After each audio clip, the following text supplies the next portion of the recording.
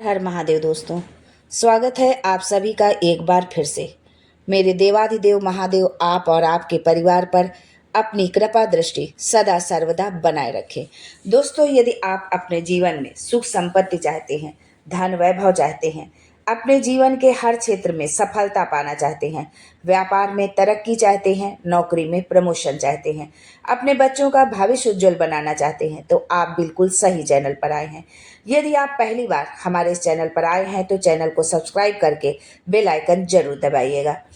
दोस्तों, वैदिक पंचांग के अनुसार ज्येष्ठ माह के शुक्ल पक्ष की 10वीं तिथि पर गंगा दशहरा मनाया जाता है। इस शुभ अवसर पर मां गंगा की पूजा अर्चना और स्नान करना शुभ माना जाता है। धार्मिक मान्यता के अनुसार गंगा दशहरा के दिन इन शुभ कामों को करने से साधक को पितरों का आशीर्वाद प्राप्त होता है, साथ ही जीवन में दुख और संकट दूर होते हैं। ज्योतिष गणना के अनुसार गंगा दशहरा पर रवि और सिद्ध योग का संयोग बन रहा है, जिससे साधक को पूजा और स्नान करने से शुभ फल की प्राप्ति होगी, साथ ही जीवन में खुशियों का आगमन भी होगा। तो आइए जानते हैं गंगा दशहरा की सही डेट क्या है, शुभ मुहूर्त क्या है और किस चीज़ से गंगा दशहरा पर भगवान शिव का यदि हम अभिषेक करते हैं तो हमें सुख समृद्धि मिलती है, धन वैभव मिलता है और हमें जीवन के अंतिम समय के बाद हमें मोक्ष की प्राप्ति होती है। तो गंगा दशहरा से और भगवान शिव के पूजन से बहुत सारी जानकारी आपको आज के इस वीडियो में मिलने वाली है।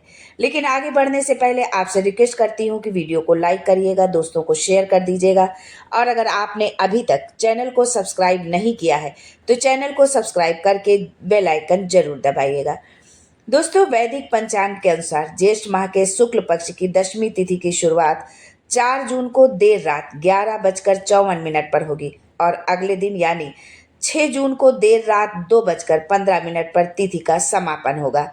इस प्रकार 5 जून को गंगा दशहरा मनाया जाएगा। इस दिन स्नान दान करने का शुभ मुहूर्त सुबह 4:02 से 4:42 तक है। जो भी आपको दान पुण्य करना है वो आप इसी समय के अंदर करें। ज्योतिष गणना के अनुसार गंगा दशहरा पर रवि और सिद्ध योग का दुर्लभ संयोग बन रहा है। रवि योग दिन भर रहेगा, इससे साधक को सेहत में लाभ देखने को मिलेगा। वहीं सिद्ध योग सुबह 9:14 तक रहेगा, इससे सभी मुरादें पूरी होंगी और जीवन में शुभ परिणाम मिलेंगे। रवि योग पर यदि आप सूर्य भगवान को जल में रोली, लाल पुष्प और कुछ मीठा डालकर यदि उनको अर्घ देते हैं तो आपके जीवन में सुख संपन्नता आएगी। दोस्तों, ब्रह्म मुहूर्त सुबह 4:02 से 4:42 तक है। विजय मुहूर्त दोपहर 2:30 से 3:22 तक है। गोधूली मुहूर्त शाम 7:15 से 7:35 तक का होगा। निशिता मुहूर्त 11:59 से 12:40 तक है। इन जो है इस समय में यदि आप जो भी समय का आप चयन करते हैं, जिस समय में आप पूजन करना चाहते हैं उस समय में यदि आप पूजन करते हैं समय को देखते हुए तो आप जिस भी कामना के लिए या जिस भी इच्छा से आप या जो भी आपके जीवन में संकट है उसको दूर करने के लिए यदि आप महादेव से प्रार्थना करते हैं तो आपकी उस प्रार्थना को महादेव जरूर सुनेंगे और आपके जीवन के संकट जरूर दूर होंगे, या जिस भी कामना से आपने पूजन किया है वो आपका मनोरथ जरूर सिद्ध होगा। दोस्तों, गंगा दशहरा पर यदि आप शिवलिंग पर कुछ खास चीज़ों को अर्पित करते हैं तो आपकी मनचाही मुरादें पूर्ण होती हैं। पहला है गंगा जल। भगवान शिव अपने जटाओं में गंगा जी को धारण करते हैं। यदि ऐसे में आप गंगा दशहरा के दिन शिवलिंग पर गंगा जल चढ़ाने से मोक्ष की प्राप्ति होती है। इसके साथ ही सभी पापों का नाश होता है। गंगा दशहरा के दिन ही भागीरथी का जो है उद्गम हुआ था, इसलिए गंगा दशहरा मनाया जाता है। दूध से यदि आप भगवान भोलेनाथ का अभिषेक करते हैं दशहरे के दिन जो है तो दूध चढ़ाने से भगवान शिव बहुत प्रसन्न होते हैं और आपको ऐसा करने से रोग दोष से मुक्ति मिलती है। यदि कोई बहुत बड़ी भयंकर बीमारी से आप ग्रसित है या बहुत दवा इलाज करने के बावजूद भी आपको कोई लाभ नहीं मिल रहा है तो आप गंगा दशहरा के दिन भगवान शिव का दूध से अभिषेक करें और उनसे प्रार्थना करें कि आपको बीमारी से निजात मिले। दोस्तों, बेलपत्र के बिना तो भगवान शिव की पूजा ही अधूरी होती है। बेलपत्र भगवान शिव को बहुत ज़्यादा प्रिय है। ऐसे में इस शुभ दिन पर शिवलिंग पर कम से कम 3 या 5 बेलपत्र जरूर चढ़ाएं।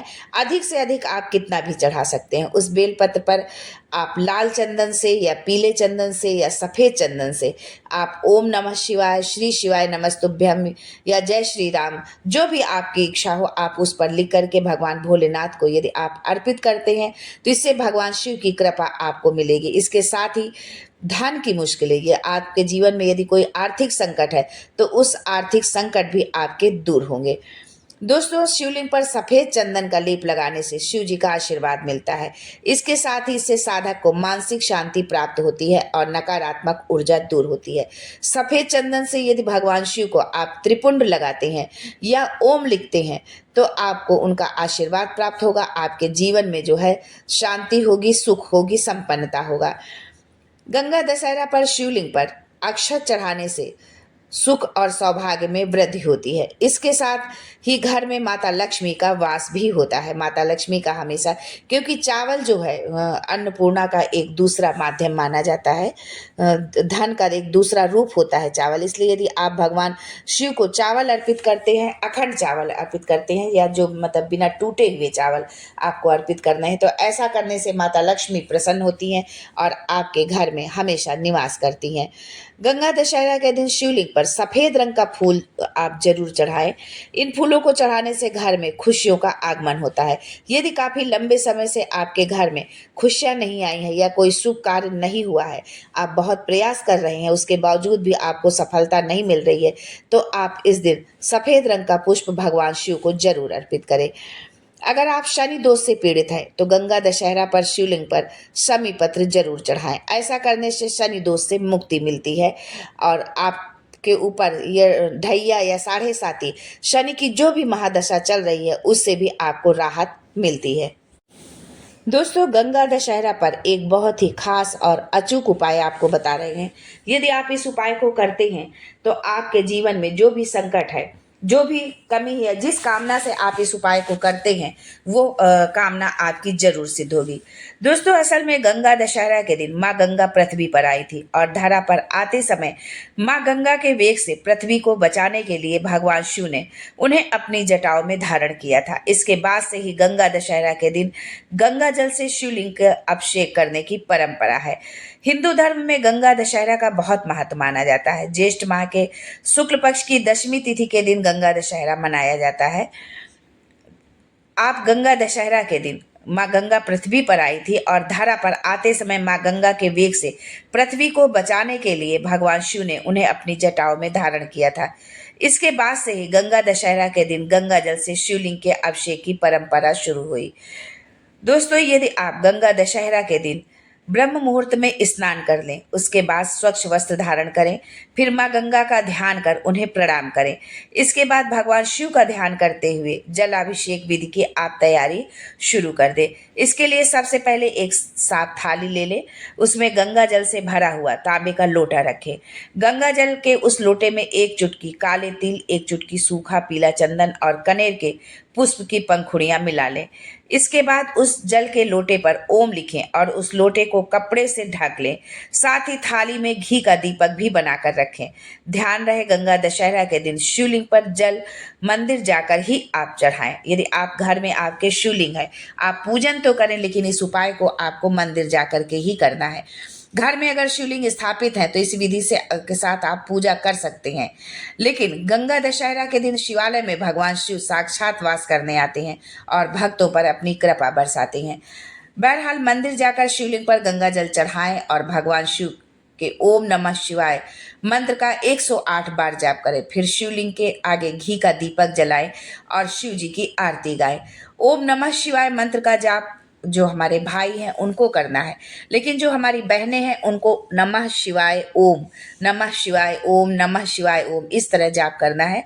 श्री शिवाय नमस्तुभ्यम जो शिव महापुराण का जो है महामंत्र है, तो तो श्री शिवाय नमस्तुभ्यम दोनों लोग कर सकते हैं, चाहे पुरुष हो और चाहे स्त्री हो। लेकिन ओम नमः शिवाय मंत्र का जाप करते समय आपको इस बात का ध्यान रखना है, पिछले भी कई वीडियो में इस बात की आपको जानकारी दी है कि ओम नमः शिवाय मंत्र का जाप किसको करना चाहिए और नमः शिवाय मंत्र का जाप किसको करना चाहिए। तो इस बात का ध्यान रखते हुए आप कम से कम 108 बार जाप करें और भगवान शिव के आगे जो है शुद्ध घी का दीपक जलाएं, शिव जी की आरती गाएं और उनसे प्रार्थना करें कि आपके जीवन में जो भी संकट है या जिस कामना से, जिस इच्छा से आपने ये पूजन किया है, उनका वो पूजन जो है सफल हो। आज के लिए बस इतना ही, फिर मिलते हैं कुछ नया, कुछ अलग, कुछ अद्भुत लेकर।